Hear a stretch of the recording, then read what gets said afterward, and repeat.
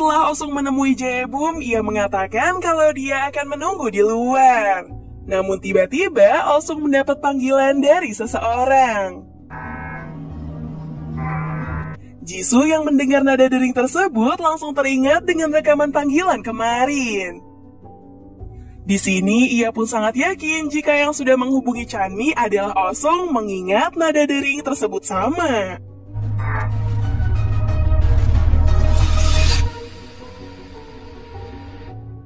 Tak lama setelah itu, Jisoo segera memberitahu Chanmi mengenai masalah tersebut.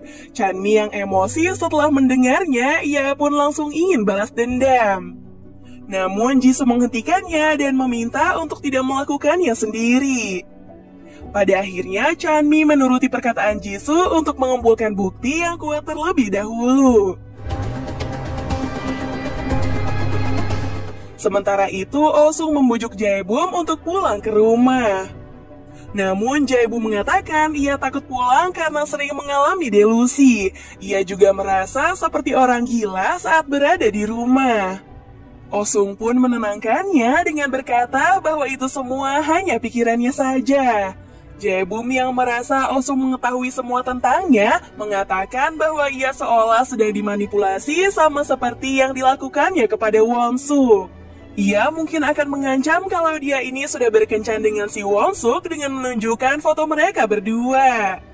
Jaebum juga mengatakan apakah nantinya dia akan dibunuh jika tidak mengikuti perkataannya sama seperti yang dilakukannya kepada Won-suk.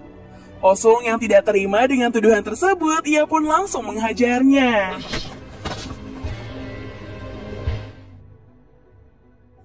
Di sisi lain, Ajung merasa kasihan kepada Soyun karena mengetahui Jisoo tinggal seatap dengan Chanmi.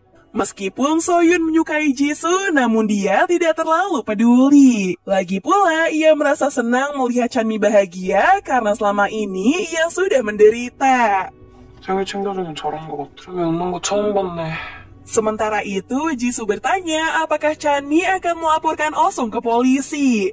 Chanmi tidak akan melakukannya karena ia tidak percaya kepada polisi. Lagi pula, Osung akan dilindungi oleh ayahnya yang merupakan kepala polisi. Jisoo akan memastikan kebenaran mengenai nada dering tersebut.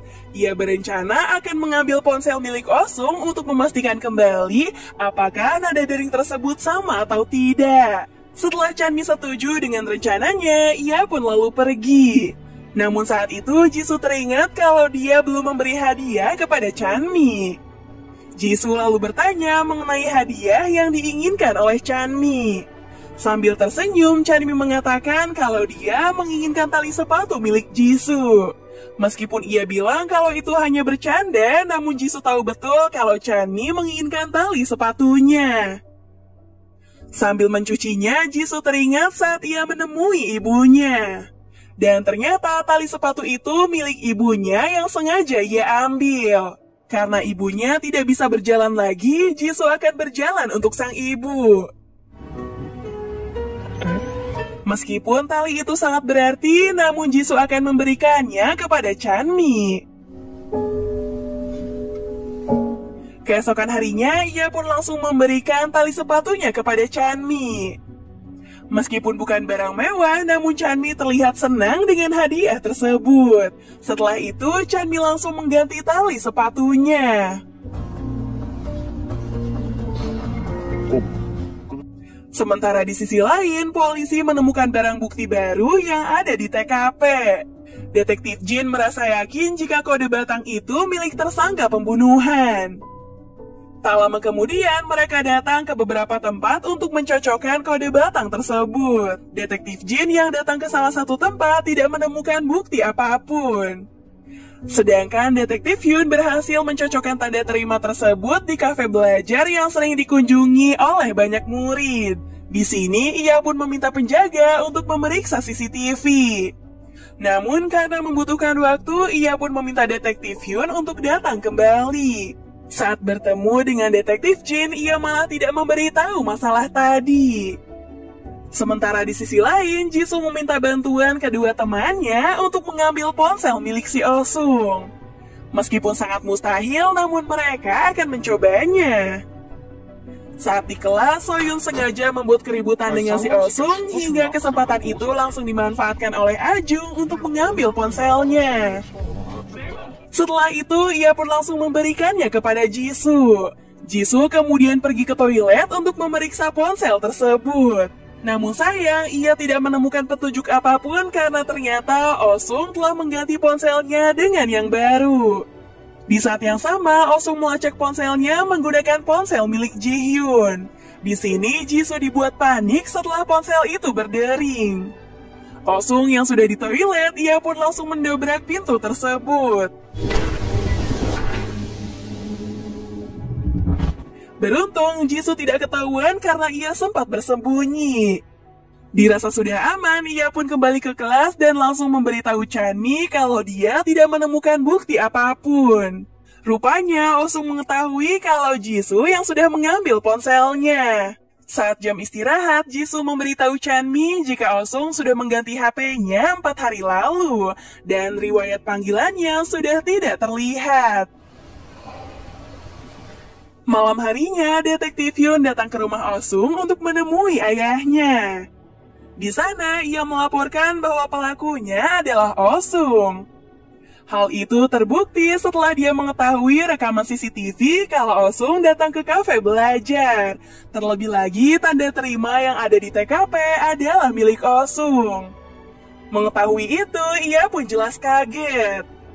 Parahnya, ia meminta Detektif Hyun untuk merahasiakan masalah ini. Kalau saja pelakunya orang lain, mungkin sudah dijebloskan ke penjara.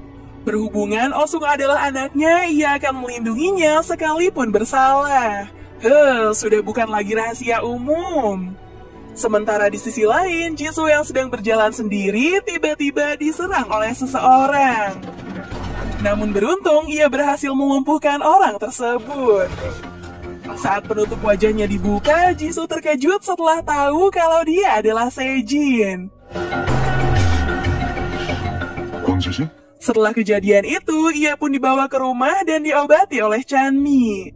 Di sini, ia meminta maaf karena sudah menyerang Jisoo. Ia lalu mengatakan kalau yang sudah menghancurkan kaca dan juga merusak barang-barang di sini adalah Sejin. Alasannya karena ia kesal setelah Chanmi tidak bertindak setelah tahu pelaku pembunuh kakaknya adalah Jisoo.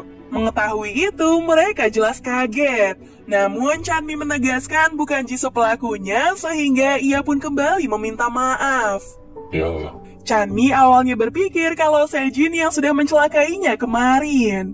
Namun di sini ia sama sekali tidak tahu apalagi sampai membuat Chanmi hampir mati.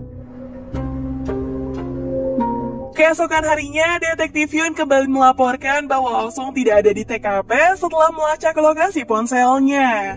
Namun menurut catatan dia sempat ada di kafe belajar sebelum pembunuhan itu terjadi. Nah, anehnya ia sengaja meninggalkan ponselnya di sana dan pergi ke tempat lain.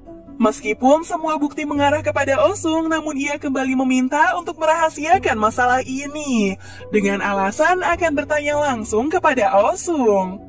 Sementara itu, Jisoo sengaja meminta bantuan Ji-hyun untuk mengajarinya pelajaran yang tertinggal kemarin. Tanpa pikir panjang, ia pun setuju dan akan mengajak Jisoo ke rumahnya. Sedangkan Chanmi, ia meminta Jae-bum agar mau menemuinya bertemu dengan Osung. Sementara di sisi lain, Detektif Jin mendapat telepon dari penjaga kafe kalau dia sudah mendapat hasil rekaman CCTV. Mengetahui itu, Detektif Jin segera pergi ke sana. Setelah diperlihatkan rekamannya, ia pun terkejut setelah tahu bahwa Osung pelakunya. Sekembalinya ke kantor, ia langsung memarahi Detektif Hyun atas ulahnya yang tidak menunjukkan seorang polisi. Di sini, ia pun hanya diam merasa bersalah. Sementara di sisi lain, Pak Min kembali menemui Soyun yang membuatnya terkejut. Di sini, ia mengatakan kalau Suna kembali mendapat teror setelah si Sajung mengganggunya. Sebagai seorang ayah, ia sangat ingin melihat anaknya baik-baik saja. Kemudian Pak Min memohon agar Soyun mau membantu untuk memberi pelajaran kepada Sajung. Akan tetapi Soyun menolak karena dia tidak ingin Jisoo berurusan dengan polisi. Singkatnya, setelah pulang sekolah, terlihat Jae-bum bersama dengan Oh-sung. Dari kejauhan, Chanmi sengaja tidak menemuinya dan meminta Jae-bum untuk menahan Oh-sung agar tidak pulang ke rumah terlebih dahulu. Sementara di sisi lain, Ji-hyun akhirnya mengajak Jisoo ke rumahnya. Sebelum belajar, ia meminta Ji-hyun untuk membuatkan makanan. Kesempatan itu dimanfaatkan oleh Jisoo untuk menyelinap masuk ke kamarnya si Oh-sung. Di sana, ia pun segera mencari ponsel milik Oh-sung. Namun, ia justru menemukan foto Polaroid yang ada di laci. Di waktu yang sama, Oh-sung melihat postingan Ji-hyun yang sedang memasak untuk Jisoo. Mengetahui itu, ia pun segera berlari menuju ke rumahnya.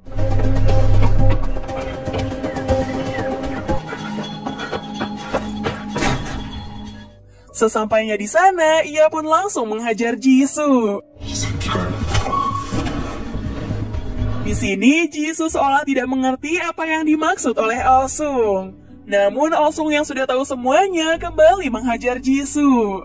Saat akan memukul Jisoo menggunakan vas bunga, tiba-tiba detektif Jin datang dan langsung menangkapnya.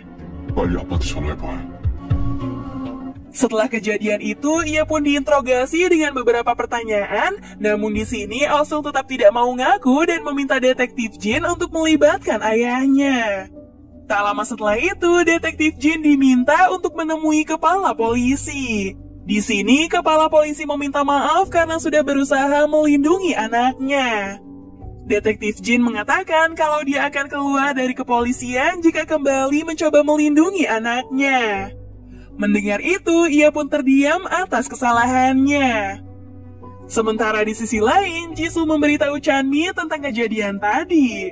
Namun saat itu, ia mendapat telepon dari rumah sakit kalau ibunya sedang kritis. Mengetahui itu, ia pun langsung pergi ke rumah sakit. Dokter kemudian memberitahu jika ibunya harus menggunakan ventilator agar bisa bertahan hidup. Meskipun biayanya sangat mahal, namun Jisoo akan berusaha mencari uang dan meminta dokter untuk melakukan yang terbaik. 계속 살려주세요. Tak lama setelah itu, Chanmi menangis meminta maaf karena dia tidak bisa membantu Jisoo di saat seperti ini. 내가 너한테 아무것도 해줄 수 없는데 네가 왜 울어? 너무 미안하니까. Malam harinya, Jisoo menemui Soyun untuk meminta pekerjaan. Namun karena statusnya yang masih tersangka, ia pun menolak dan menyuruh Jisoo untuk segera pergi. 한 번만. 아 진짜 미친 새끼 아니야. 가. Tak lama setelah itu, Ajung datang menemui Pak Man di tempat kerjanya. Di sana, ia mengatakan kalau mereka akan melakukannya. 해드릴게요. Malam itu juga, Jisoo langsung mengintai Sajung dari kejauhan. Sesaat setelah masuk ke dalam base camp-nya, Jisoo akhirnya mulai bergerak.